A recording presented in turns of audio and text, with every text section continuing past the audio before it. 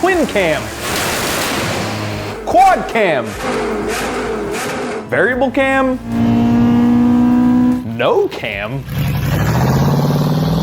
Okay, so in the last video on this series, we talked about engines. Now there's a lot to dissect here. In that video, we didn't talk a whole lot about the Valvetrain, and that's because, we just didn't have time. But in this video, that's all we're gonna talk about. What's a Valvetrain? Why do we need it? And why should you care? What's up, guys? It's me, Trav, coming at you with some more of that automotive knowledge that as a car enthusiast, you just need to know. This is Ideal Cars, and this is Launch Control.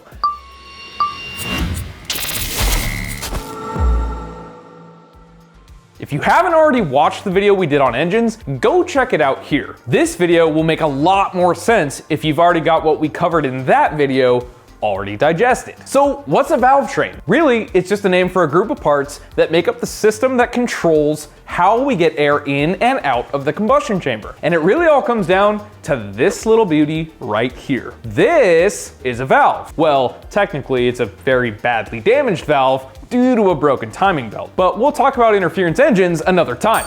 The Valvetrain acts basically like a mechanical computer for the engine. For an engine to run, we've got to be able to open and close the intake and exhaust valves at corresponding times to piston position. We've also got to be able to control how long the valves stay open and how far they open in the first place. And to do that, we use a camshaft. A camshaft is essentially just a shaft with these oblong-shaped bumps or lobes welded, pressed, or machined right into it. Typically, a camshaft is hollow to allow engine oil to flow through it and out through these tiny little weep holes in the lobes themselves to keep everything sliding smoothly. Remember, friction here is not our friend. No friction. Got it. In the case of overhead cam engines, those lobes ride either against the lifter directly, which pushes the valve open, or against rocker arms, which are cantilevered to open the valves on the other side of the head. The lifter, or lash adjuster, lives between the valve stem and the camshaft, and its job is to take up the slack or lash between the valve and the cam lobe itself. The lifter acts sort of like a tiny little shock absorber. They get pumped up with oil and keep things riding together nicely. Hydraulic lifters also automatically keep themselves in adjustment and basically eliminate Valvetrain noise. Some high performance or high revving engines use solid lifters, which need periodic manual adjustments. See, as the engine wears, the valve actually machines itself further and further up into the head, bringing the tip of the valve stem and the cam lobe closer together. If it gets too close, the valve won't close all the way and the engine will run like shit. Too much slack or lash, and you end up with that dreaded ticking noise. You know, the one that makes it sound like you've got a sprinkler under the hood. NA Miata guys, you know. Off track, back to camshafts. The shape and position of those lobes is what directly controls intake and exhaust valve characteristics. We call that shape a profile. Playing with all those factors will completely change how the engine behaves. For instance, if we want to make an engine run smoothly at idle and consume as little fuel as possible, well, we'll need the valves to open just enough to give us the minimum amount of air required to make combustion possible. On the other hand, if you want to make a lot of power, we need to try and charge the cylinders with as much air as possible so that we can add as much fuel as possible and in turn get the biggest burn possible. And that's exactly what they're talking about when you hear people debating mild and aggressive cam profiles. Engine manufacturers constantly have to battle between making an engine run smoothly and efficiently and making enough power to keep buyers flocking to the showroom. The problem is a small or mild cam profile, timed for efficiency, timed meaning when in the combustion process it opens and closes the valves, just isn't capable of flowing enough air to make a ton of power. And a big or aggressive cam flows so much that the engine runs poorly at lower RPM and makes things pretty inefficient until higher in the rev range. Big cams are awesome though. But what if there was a way to get the best of both worlds? Well, ladies and gentlemen, I've got good news for you. Enter variable camshaft technology. To understand how this technology works, we've got to go all the way back to where it started, with steam engines. Back in the 1800s, steam engineers wanted a way to control engine output torque independent from engine rotational speed. So they came up with an ingenious idea and developed a system that could modify when and how long the intake valve opened. Fast forward to the early 1900s, Cadillac had started building a car with variable valve lift, with a patent from a man named Allinson Partridge Brush. The idea was to try and squeeze as much power as humanly possible out of its single-cylinder engine. It didn't really work. But the aircraft guys saw it and thought, "Hey, variable torque! Yeah, good idea! More power for takeoff and less fuel for cruising!" So they made it happen by building camshafts that had two different sets of lobes right next to each other. A pilot could pull a lever and force the cam to a higher lift, longer duration profile to make maximum power, or use that same lever and push it to make maximum efficiency. And then in the 1920s, the car guys figured out that they could make an engine rev higher to produce the same torque more of the time. But to make the engine rev higher, we had to change how it was able to breathe further up in the rev range. So once again, engineers looked to variable camshaft technology. The trouble was overhead camshaft engines were not common in most of the world. See, there are two basic types of valve trains: overhead cams and cam in block or pushrod engines. Unlike overhead cams, pushrod engines housed a single camshaft in the center of the block. It lives right above the crankshaft and operates a set of rods called pushrods that act against rocker arms that ultimately push open the valves. Pushrod engines are a much older and typically cheaper design, but don't think that makes them any less capable. In addition to being cheaper and easier to produce, having the camshaft down low helped keep the engine's center of gravity in check, kept overall engine height down, and vastly reduced the complications that go along with getting the crankshaft to turn the camshaft. However, to make variable valve timing a reality, the overhead cam was the only way to go. But the problem was no matter how variable cams were designed, and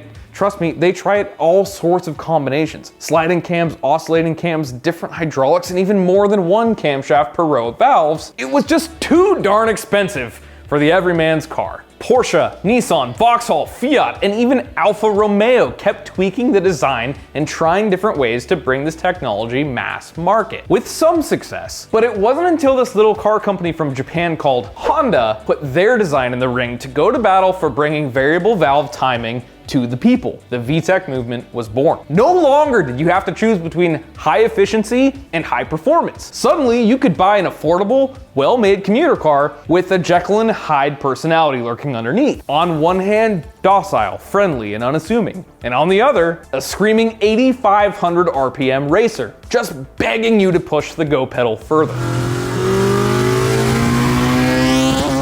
Some car makers, though, didn't much care for the on-again, off-again nature of VTEC, so they designed systems that were able to play in the spaces in between. To come to grips with how this all really works, though, we need to take a closer look at how camshafts are actually driven. We took a look already at pushrod engines, and it's clear to see that driving the camshaft in one of those engines is relatively simple. We can use a short chain or even a set of gears to get the job done. With an overhead cam engine, though, we've got a much further distance from the crankshaft, meaning we've got to either use a much longer chain or we can use a belt. There are advantages and disadvantages to both, but know this: timing belts are much easier to replace, but absolutely will require replacement between 80 and 120,000 miles. Chains, on the other hand, are considered by most manufacturers to be a lifetime component, and with proper maintenance, typically they are. That being said, if you do run into a situation where the chain needs to be replaced, get ready to pay up. There's almost always a lot more involved in getting that done, especially if you put the chains on the back of the engine like on the transmission side. I'm looking at you, Audi. So we can see how all this is mechanically connected, everything spinning in harmony. But what if we wanted to move the cam further forward to open a valve sooner? We call that advance. Or move the cam backwards to open it later. We call that retard. Well, there are different names for how it's done, and some car makers do it a little differently, but ultimately, everyone's using some type of camshaft variator to make it happen. A variator is essentially just a toothed puck with a couple hydraulic chambers inside. The camshaft itself is splined to one part of the variator, and the geared portion is splined to the other. Using a solenoid valve, we can fill that chamber with engine oil to move the cam from its resting position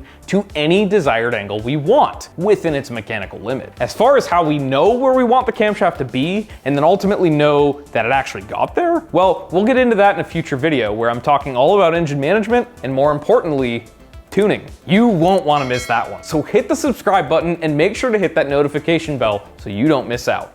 camshafts, pushrods.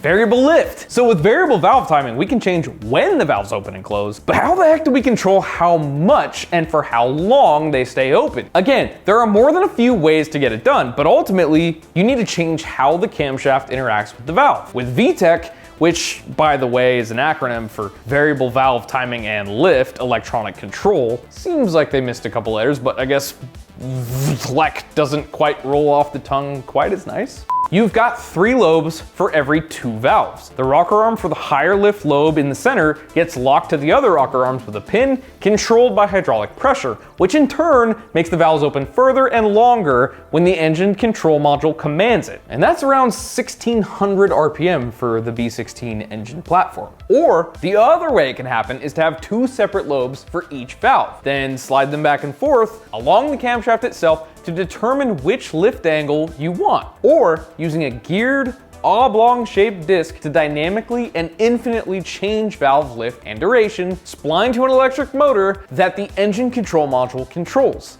That's called Valvetronic, and it's a BMW thing. It's actually pretty neat. With Valvetronic, you don't even need a throttle body because how finely and accurately you can control inlet valve behavior. And the other way we can do it, and probably the craziest way of all, is just get rid of the camshaft altogether. Leave it to the Swedes to friggin' change the entire engine game. You're welcome, Sweden. I guess with a name like Christian von Koenigsegg, you're destined for greatness. Unlike everyone else, Koenigsegg looked at this whole valvetrain problem and just threw it out the window. Instead of using a camshaft and timing chains and variators, just build a hydraulically actuated, pneumatically controlled valve set and independently control the lift and duration of each valve in real time, completely independent of one another. They're even using artificial intelligence to predict and decide what the valve should be doing and when. Crazy times we live in. They call it free valve, and it's really freaking cool. If you guys are curious about how exactly that works, let me know down in the comments below, and maybe we'll do a video on it.